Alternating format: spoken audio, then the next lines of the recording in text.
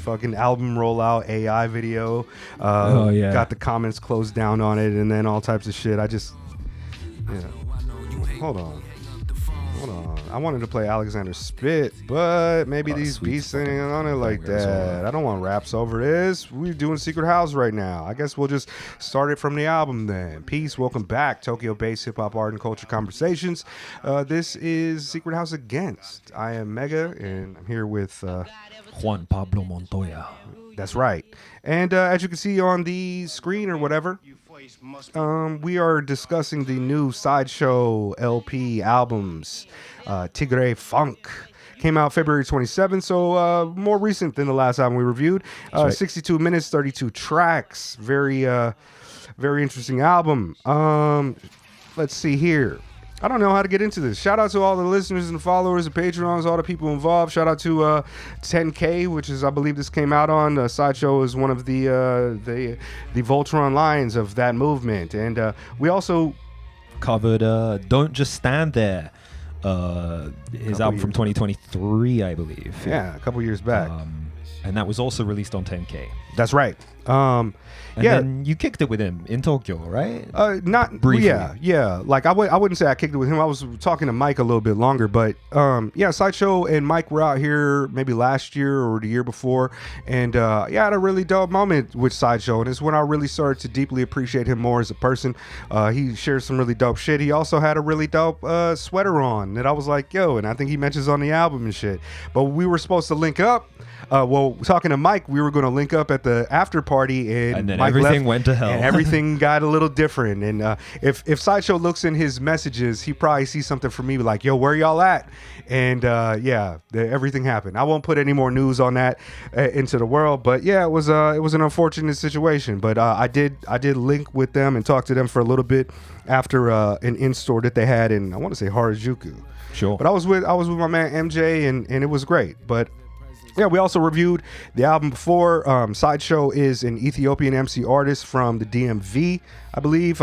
He's a member of 10K Crew along with Mike and Neonte. All praise due. Some of the most popular and best artists out right now. I think this is the 7th full-length project from Sideshow. He had a joint in 2024 that we missed reviewing, at least, called Fun Toy. This album in particular is packed with a tremendous number of producers. It's mastered by the legendary Triple OG Zero. Shout out to Zero, man. I love seeing that name just attached to really dope music. Zero hasn't really put out any music himself in a whole minute, but that's one of the dudes. Also, I'm just going to go through this absurd list of producers on this album because I think it's important to point out how they who they are, and as diverse production-wise the album is. We've got Alexander Spit, LaRon, Tony Seltzer, Omari Laysite, Popstar Benny, Anissa Kim, Harrison of Surf Gang, Earl Sweatshirt has a joint on this, Sexworks, Ricky Spanish, Coffee Black, W, Cam the Chef, Ayo Chillman, Rose, Takaj, Vinny Fanta, Mikey Fleece, and I think even Zero has a beat on this for one of the stories about the story that weaves through the album. And my bad if I mispronounce anybody on it, or my bad if I miss anybody, but yeah, this is a huge number of producers. We got 32 tracks, and there's cats who Alexander has, Spit has a few, a couple people have a few, there's some people working together on it, and it is it's an interesting joint. As we said, we know Sideshow from previous work, and we won't burden you guys with that. Like, let's get right into the album. I think my first thoughts on the album are that it is one of the most interesting and varied hip-hop albums that I've heard in quite a long time. I don't think that there's anything that I've heard that really sounds like this. There might be a song here or there that sounds similar production wise. Tony Seltzer has like a whole style in the pinball joints he's done with Mike, have an element to it, and also like even the new Surf Gang shit with Mike and Earl, the video that just came out, has a kind of similar kind of like a kind of trappy, futuristic, kind of wonky vibe that's a little bit too weird to be, like played in a strip club maybe, but also like not weird enough for these MCs who are a little bit left of contemporary art. These guys are still underground independent, and this album is chock full of vibes that I didn't know. Oh yeah, I mean he's like finding pockets everywhere on this album. Like it's got this really really dope variety. It really spans the entire sort of left field of hip hop. There's some stuff on here that, you know, in terms of the production and the flows and stuff that Sideshow are using, you know, absolutely like a Mike or an Earl fan is going to have a lot of love for. But at the same time, you could be like a Xavier So-based fan or like a Playboi Carti fan or something and still also find a lot to love about this record. Sure. It really, really does span a very wide range of like interesting sonic palettes. See, I was hoping that you would clarify that because I know you at least give other people a chance. Like I don't really listen to Xavier So Bass and I don't know the music like that. I don't even be tapped into like Surf Gang like that. I'm just kind of like, I've heard stuff, but you know, like I'm more of the left field. I'm also 42. I'm like one of the left field underground independent guys who's been rocking with that for a while. So I'm more along the lines of your like backwoods Aquele Chris type of vibe than I am with the Surf Gang or the variety of younger artists who are pushing production and styles this way. And also it's like there's so many different subgenres of music and art that I'm not really quite sure what is what. You know, I love Z loopers, and a lot of times you have like 454 and this shit, and that's different, but also it's a little bit different than this. And I don't know if this is like, if maybe somebody's going to hear me talk about this and be like, yeah, what the fuck is he talking about? Like, this beats are just like what I get from, you know, another person. But for me, it does span that kind of, it's a huge variety of, you know, sample driven joints, it's synthy joints, it's a lot of different drum approaches, joints that sound kind of like, name a subgenre of like more, you know, DMV hip hop and a bunch of different sounds. And Sideshow takes you through all of these, finding interesting rhyme styles and pockets to land on them.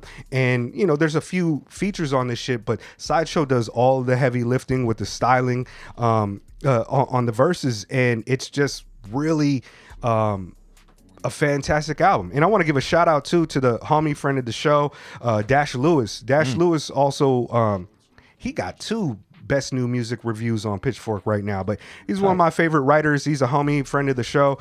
He wrote the Pitchfork review for this album, and you know, I know he's not the person that decides on the rating, but collectively they gave it an 8.4 as best new music, and it's something that if I did numerical values, I would say this is perfectly deserving of a very high rating and ranking, because it's just so uncanny, idiosyncratic, unique, personal, emotional, and also fucking thugging and shit. It's like some real nigga shit, and that's why I really fuck with it. When I talked to Sideshow, you know, I seen he had the universal symbol of peace on his arm, and I was like, peace, you know, I'm God Mega. Why I'm leftist now and Marxist now. That's what I grew up with, God body shit, and that's kind of how we kind of connected a little bit there. And I get a lot of that from this album. I to be honest with you, I was talking to some of the other homies, and I was like, what do you think? He's like, man, like Sideshow's a little dark. Sideshow's a little bit like outside. Like I wasn't sure if he was endorsing drugs or endorsing drugs or, you know, disavowing them. I was like, well, I think he's doing both. He's talking about how he had that and he did that and he's done that and he was dope when he was doing that. But also like things changed. Like one song is about him selling to his aunt. And then another song has got another bar on it about how he misses his aunt. And I think that that's one of the things about Sideshow's work that is really compelling to me, because Sideshow is not a very kind of poetic device heavy MC like Mike, who uses a lot of alliteration, a lot of what is the other word I'm looking for? We use the vowel sounds so often.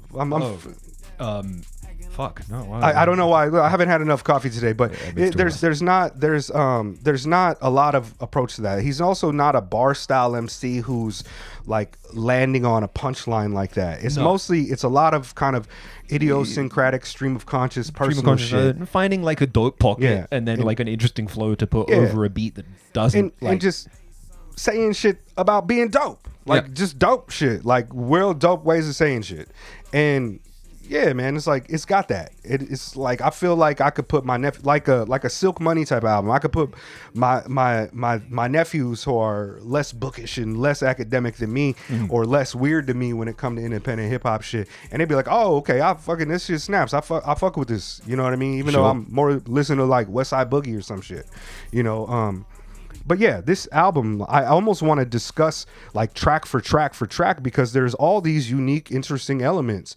But there are 32 tracks on this album. There are It's an hour 32 long. tracks on this album. It is divided up into 4 separate discs, which I find very interesting. Like it's very like episodic, right? And then the sort of story that intercedes the entire album kind of divides up the individual sections of the record, which I think is an interesting and kind of unique approach. You know, it's almost punk in that respect. Like it's it's not some you see it more on mixtapes and like older hip hop stuff from the 90s and early aughts, but this sort of format of lots of short tracks that kind of just come and go, and it doesn't feel like a sort of cynical like, oh, we need to make the album an hour and 15 minutes long, 30 tracks to try and drive algorithm. It's got this more. Didn't need to be on the album, but we'll put it on anyway to drive that. Right, no, right. Everything sounds kind of. It feels very intentional. Yeah.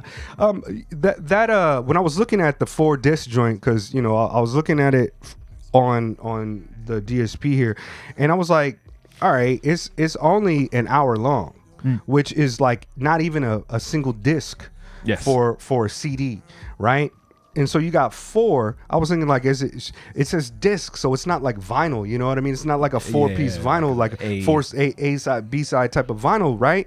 And that's where I started to think that, okay, perhaps this has more to do with that narrative story arc that's woven through it. So for people that don't know, there's essentially 5 tracks that work and function kind of as interludes, and also maybe perhaps a narrative through line through the album that is discussing a tiger, animals, like a creation myth kind of thing, right? And also, I wasn't sure if that was like a creation myth that is something that is like known from Ethiopia or Tigray. Like tigers are not native to Africa, so I doubt it. You just mix it up a little bit, you know what I mean? Also, not a thunder god, I just went, obviously the parallel of the tigray and tiger. That's what I was thinking too, but I didn't know if there was like an etymological fucking kind of association with that, or it just sounds fire. You know what I mean? Yeah. Like, who knows? I mean, there's a lot of it just sounds fire on this album, right? So, and that's the thing too. It's like at the end of it, I was like, oh, okay, I like that was a cool story. But the thing that really drives it home is like you have these moments, and then you have that interlude, and then it keeps building up, and also they're accompanied by these soundscapes, and almost sounds like I think that Sideshow just telling it almost sounds like he just off a branch and just kind of like vibing and putting out this story, but it's compelling and it's interesting, and by the time you get to the end of it, it's like, okay, yeah, I mean that's what sets the world in motion here. Sure, yeah. So that's the predator and prey, and like interesting, very, very interesting. But as far as, man, like people were to ask like, what are your favorite songs on this? I kind of feel like it just depends on the day. But the first song that stood out to me, and I played, and I didn't get through the rest of the album for a little bit, was "Martyr Most High." That is my favorite track on the album. It's the one currently playing. Yeah, it's just like the vibe on it is like, oh, I got my fucking. A lonely nights I could give you a hoe. That vocal sample is just like. For hard times, I could give you some joke. I like how it ends with like, where I'm from, we don't trust white people. Africa. Yeah, that's just hard. I mean, like, not to race is not a biological category that's been politically charged. It's a political category that's been biologically charged. So not to get into that, but I like to, think about the effects of colonization and how a lot of black folks, even myself, have, had that experience where it's like we didn't trust white folks. I had that experience even here in Tokyo where I met this cat and he invited me over for a game night with a bunch of homies and shit. And I was a little nervous to go there because I don't know Australian cats like that. I don't know what I'm getting into and shit. And when I told them about it, they were like, that's pretty racist. And I was like, nah, nigga, like, I just don't do that. Like that's where I come from. And it's all love or whatever like that. But I mean, I feel it, like that's just what it is. And this one is great. Also the chord progression and even some of the sonic palette on this really, really reminds me of the song Lucid Waking by Toki Monster from like 2010, 2009, something like that. The vibe is definitely like brain feeder, like LA beat scene circa 15 Slapstick, years ago. Yeah, a lot of from those that guys. era, like Sam I Am, for sure. Prefuse, Teebs, yeah. Jeremiah J. Maybe that's like one of the reasons I like the joint a lot. But you know, there's a lot of other tracks on here too that I just have completely different vibes. Completely different vibes. Like Solid Snake is what? Yeah. Metal Gear.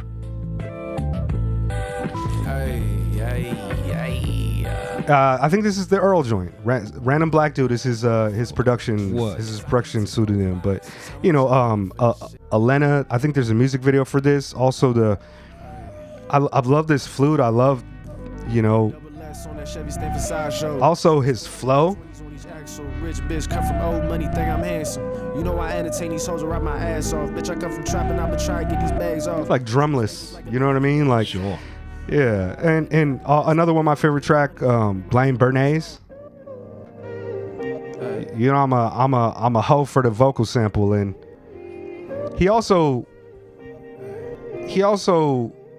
is just really kind of emotional on it. Like not emotional, but he really saying some shit on this that in the search of all the words I've yet to use or say, don't make me kill the messenger. I need some better news today. I'm paying pay-per-view on niggas' lives. They die. I went parlay. They killed my brother Reek. I cried for 30 days. I'm used to punching niggas in their face. Yeah, it really resonates with me, man. Like when I talked to him, you know, he told me some real shit, and we had like a moment of like, yeah, man, stay up, you know, and like that's where I was like, yo, Sideshow's a real nigga, man. Like this is not some dude who is putting on a persona, who's trying to ride a wave or find a vibe and be something. Like he's really going through some shit, and I really kind of felt like it was one of those mind detect mind moments where I was like, I fuck with him. And this song is one of my favorites because of it's like the emotion he's able to put into it. Like you'll have moments on the album where it's like it feel kind of like whatever, you know, like I'm partying, I'm feeling good, and then you have these other deeply introspective moments on it. It's just like I got pigs in the bake. We getting paid, but the pigs in the way. The ones I love start to weather and gray. Thrown off, we are one, like Frank Beverly say. I made it far from out my way. Far from Joey Carr. Woke up in the morning, alhamdulillah, I'm straight. Yeah, yo, like so wild and varied this album. I thought Wretched of the Earth was going. I was like, yeah, he's gonna have some phenom bars on here. We didn't really get that shit, but yeah, you know, like, and to keep it 100 and shit. And this is not like a reflection on the actual quality or what Neonte's doing and shit. Like, I just haven't really like Neonte hasn't settled for me into being one of the artists that I really care for and like to listen to. Sure. We heard him on that. Who was the British cat that we did? Jadesy. Jadesy album. I was like, yo, I like Neonte on this, but when I listen to his other music, I'm like, oh, I get it. Like, you know, it's kind of young and vibey and dope, and I see why people like it, but it just hasn't resonated for me. But his joint on here, Happy Machine with Sideshow, I was like, oh, I like that shit. But also I like Sideshow's verse a lot. Like, again, it's not putting no salt on, you know what I mean, on Neonte. No. It's just like a personal preference thing. And I understand like the young cats, man, they fuck with it a lot. I see it a lot in the group chats and all this. But you know, like this joint, the beat is just different too. Like it's kind of like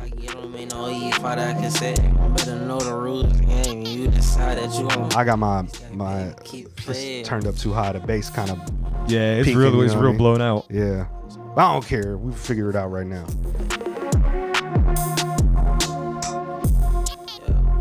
It's all airy and etheric and blippy. Just like the Iliad. But even when it's like being ethereal and blippy, there's always these little like qualities to it that give it like a bit of punchiness, you know. You got that little which I don't know, it sounds like the fairy from Zelda being like, hey, listen, like and this sort of like marimba, this like electric marimba on there, like a lot of really interesting like sonic qualities. Obviously there's like a huge variety of producers, and you're always like running the risk, you know, when it's like, you know, if you told me oh, the new Sideshow is going to be an hour long, 32 tracks, and it has like 8 producers on it, I'd probably be like, okay, well, you know, I hope it's good. Yeah. But it all comes together really, really well on this. What's crazy is like, it's 32 tracks, so it's like 2 minutes a track. You know what I mean? Like, yeah. but it doesn't feel like that. No. It doesn't feel like 32 tracks. It feels, if it moves along, it's sequenced so well, and it's like the changes just make you feel like it's like a real journey. It's like a real sonic, like it's like a real like sonic journey here. It's like nothing overstays its welcome. Everything seems intentional. Everything seems interesting. Everything keeps moving. It has its ebbs and flows and changes, and also it's like it keeps you interested in just like the narrative structure of it, even without the story of the tiger and the dog and the animals and shit. It's like it's still interesting. Like sometimes he just says some shit, I'm just like, yeah, that's fucking hard. On this song, he's like, it's like the Iliad, it's hard to make it home across the sea. Like bro, that look like folks on the cover of this just don't seem like it's supposed to be the cat that's going to do that. But that's what's special about Sideshow, is that there's a lot of layers here that are very, very interesting and really good, wonderful shit, man. I don't have much more else to say unless we were to break down individual tracks, but I mean, you know, he talking about shout out to Tigray to Palestine, and you know, I'm on it. Like, this is one of my favorite albums of the year. I keep finding earworms. Like, I like a song, and then next thing I know, it's like that's the one in my head for the whole day. So yeah, check this one out. Favorite tracks on the album? Favorite tracks on the album, I'm gonna have to say Martyr Most High, Blame Bernays. I also like Happy Machine, and let me just see, Elena. Constant okay. yeah. Elena's hard. Yeah, I don't want to go on and say 15 sack joints, but I also really like all of the songs that are, you know, the narrative through line too. Like, I just listen to those and be like, this is nice. This is fucking nice. Yeah. Oh, Chaos Constant. Let's get at, like, what are yours? Martyr Most High, Life's as Violent as You Make It, Elena, Invader Jim. Okay. I like the end piece too. Chaos Constant is kind of like a wildly explosive and kind of rejoiceful end piece, and that beat is absolutely insane. Like, this is produced by W.